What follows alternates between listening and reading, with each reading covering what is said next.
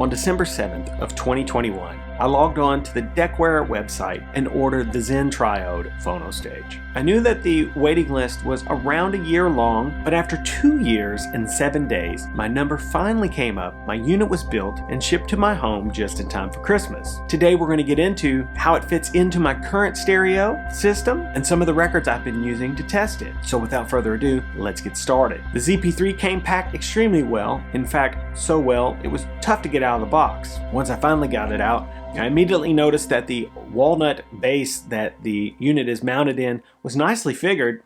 That was a bonus.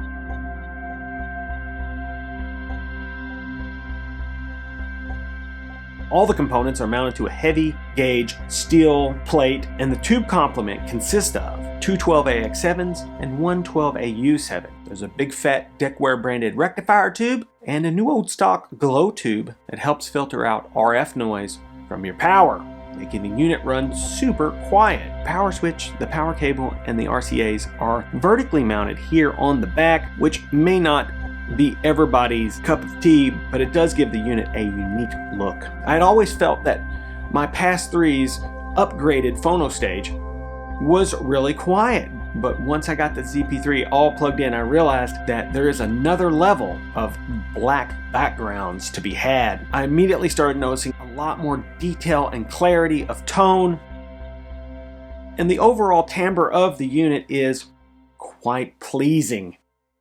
It's very clear. I chose to go with all of the stock options. It has the new old stock GE capacitors. You can get upgraded Jupiter capacitors if you want to, but I'm familiar with the GE caps and I like the way they sound, so I went with those.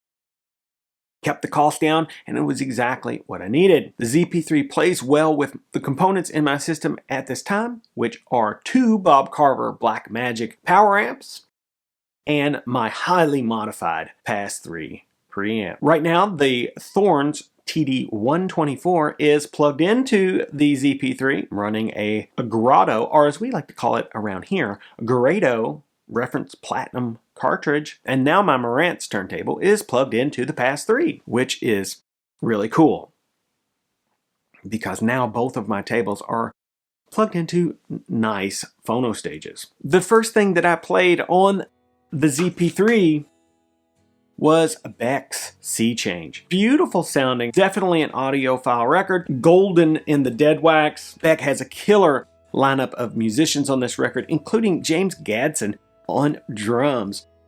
An incredibly unique choice to have, being that James is mostly known for playing super funky music. There was definitely a lot of care taken in the recording of this record. It was a very sad time in Beck's life, and let me tell you, the artwork that was produced, Beck's most masterful. The next record that I pulled was Rancid's Life Won't Wait.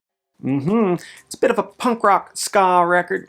One of my favorites on this orange translucent vinyl. The tune Life Won't Wait was the track that I chose to do most of the testing with. Boy, oh boy, is that a killer sounding song with just tons of energy, lots of nice dubby sounds on there. The ZP3 was really showing off its clarity on this one. Aggressive guitars, really precise vocals, just fantastic sounding. Next, I pulled Ike Quebec's Soul Samba from Analog Productions. That's right, this is cut at 45 RPM and sounds spectacular.